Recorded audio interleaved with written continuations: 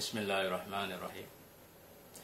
Salah satu daripada tanda seseorang itu bodoh, jika ia buat sesuatu kesalahan, maka ditangguhkan hukumannya oleh Allah.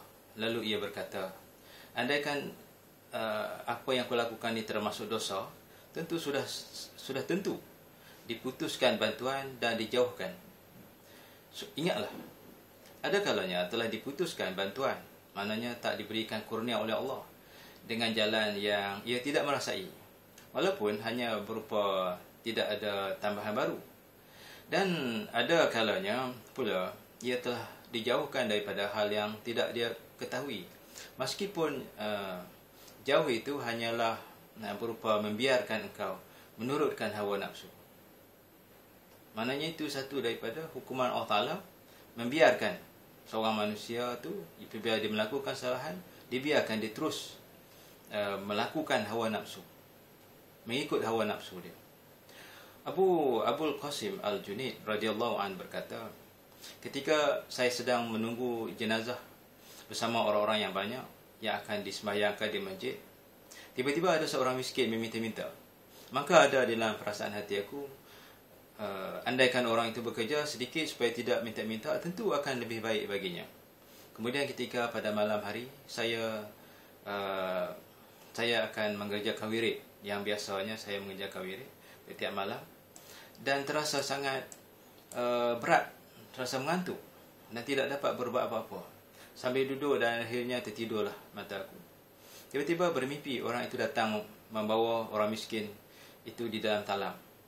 Dan orang-orang itu berkata pada aku, makanlah daging orang ini, sebab engkau telah mengumpat padanya.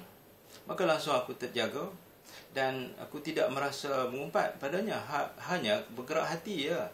Tetapi aku diperintahkan harus minta halal kepada orang itu. Maka tiap-tiap hari aku berusaha mencari orang itu. Akhirnya bertemu di tepi sungai, sedang mengambil daun-daun yang runtuh untuk dia makan. Dan ketika aku memberi salam padanya, langsung ia berkata, apakah engkau mengulangi lagi, hai Abu Qasim?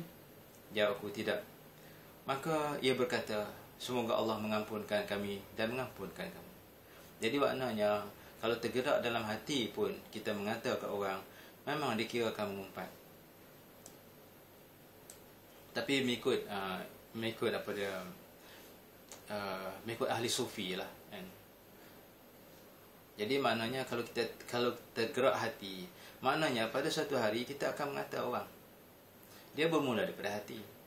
Kita hari ini kita tak mengumpat orang, tapi di dalam hati kita dah ada nak mengata ke orang tadi. Tiba-tiba kita tak kata takut berdosa, tapi dikira ada mengumpat. Sebab satu masa nanti kita akan terkeluar daripada hati. Sebab oleh kerana itu jangan ada langsung perasaan nak mengumpat orang itu di dalam hati. Jangan kata apa. Tanda seorang mendapat taufik itu ada 3. Pertama, mudah mengerjakan amal kebaikan padahal ia tidak niat untuk melakukannya. Berusaha untuk membuat maksiat tetapi selalu terhindar daripadanya. Selalu terbuka baginya keperluan dan sentiasa berdoa pada Allah, berhajat kepada Allah. Yang seterusnya, tanda orang yang dihina oleh Allah ada 3. Antaranya, 1, sukar untuk melakukan ibadah taat kepada Allah. Walaupun dia berusaha sungguh-sungguh, dia susah nak buat. Itu tanda Allah Ta'ala hina dia lah. Yang keduanya, dia mudah terjumuh dalam maksiat, padahal dia berusaha untuk menghindar pada maksiat itu. Dia tak mau, tapi jadi juga.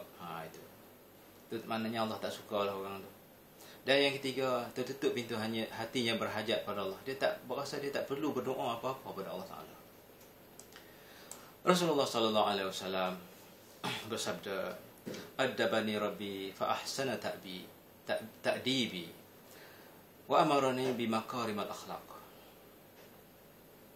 Tuhan telah mendidik aku sebaik-baik didikan dan menyuruh melakukan ikhlas dan sebaik-baiknya, dengan sebaik-baiknya.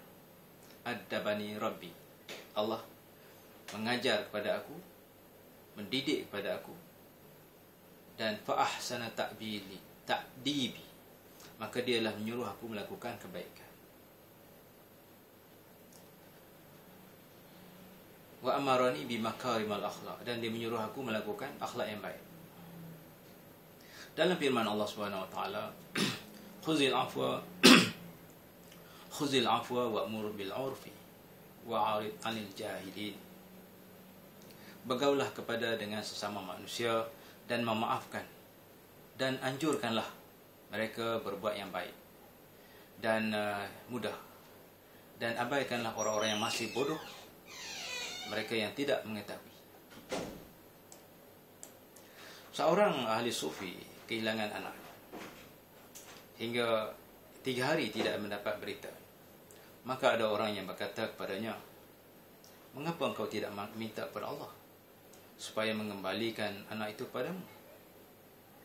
Jawab dia, "Tentangan aku, protes aku terhadap Tuhan, terhadap keputusan Allah itu adalah lebih berat bagi aku daripada kehilangan anak aku." Maksudnya Allah Ta'ala dah takdir benda itu, dia protes, dia tak suka. Itu lebih berdosa daripada kehilangan anak dia. Itu kata seorang ahli sufi. Abu Sulaiman Ad-Darani radhiyallahu anhu berkata, Allah telah mewahyukan kepada Nabi Daud AS, "Sesungguhnya aku menjadikan itu syahwat hanya untuk orang-orang yang lemah daripada hamba-hamba aku. Kerana itu, usahalah jangan sampai hatimu tertawan oleh syahwat itu." Maka seringan-ringan siksaan untuknya ialah aku cabutkan manisnya rasa cinta kepadaku, pada Allah, dari dalam hatimu. Dalam sebahagian wahyu Allah kepada Nabi Daud AS, "Hai Daud, berpeganglah pada ajaranku dan tahanlah nafsumu untuk kesenangan dirimu. Jangan sampai kau tertipu daripadanya. Nescaya kau terhijab dari cintaku. Putuskan syahwatmu kerana aku, sebab aku hanya memberikan syahwat itu untuk hamba-hamba aku yang lemah.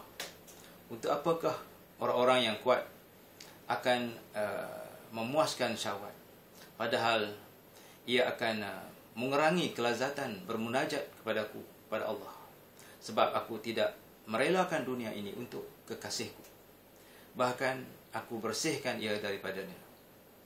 Hai Daud, jangan engkau mengadakan antaraku dengan engkau satu alam yang dapat menghijabkan, mendindingkan engkau kerana mabuk pada alam itu daripada cinta pada Allah.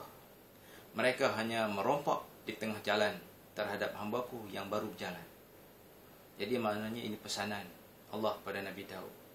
Dan untuk kita juga, kalau kita nak ke dunia lebih, maka kita tak akan rasa kemanisan iman, kemanisan cinta dengan Allah. Dan kita dengan Allah Ta'ala ni akan ada tutupan, hijab. Sebab apa? Kita cinta dunia lebih. Kita kena cinta kepada Allah Subhanahu Wa Ta'ala. Putuskan hawa nafsu dengan banyakkan beramal ibadah pada Allah Subhanahu Wa Ta'ala. Ibrahim bin Adham radhiyallahu anhu berkata, seorang tidak akan mencapai derajat dari orang soleh sehingga ia melalui 6 perkara. Pertama, menutup pintu kemuliaan, membuka pintu kehinaan. Maksudnya dia janganlah mencari kemuliaan. Yang kedua, menutup pintu nikmat, membuka pintu kesukaran. Menutup pintu istirahat, membuka pintu perjuangan. Maknanya dia janganlah istirahat sangat. Dan yang keempat, menutup pintu tidur, membuka pintu jaga. Maksudnya janganlah banyakkan tidur. Yang kelima, menutup pintu kekayaan, membuka pintu kemiskinan. Maknanya dia tidak mengejar kekayaan. Kalau miskin pun dia tak kisah. Yang keenam, menutup pintu harapan, membuka pintu bersiap menghadapi maut. Maknanya dia bersedia untuk mati. Ibrahim Al-Khawas radhiyallahu anhu berkata, ketika saya di tengah perjalanan tiba-tiba merasa lapar. Kemudian sampai ke suatu kota. Maka berkata di dalam hati aku, di sini saya ada banyak sahabat. Maka jika saya bertemu, tentu mereka akan menjamu. Maka ketika telah sampai ke kota, tiba-tiba saya melihat perbuatan mungkar, yang mana saya merasa berkewajipan harus untuk menegahnya. Tiba-tiba saya ditangkap dan dipukul oleh orang. Saya hingga bertanya dalam hati, mengapa saya dipukul oleh orang padahal saya ini lapar? Tiba-tiba diingatkan di dalam hatiku, engkau mendapat hukuman itu kerana engkau mengharapkan jamuan daripada sahabat-sahabat.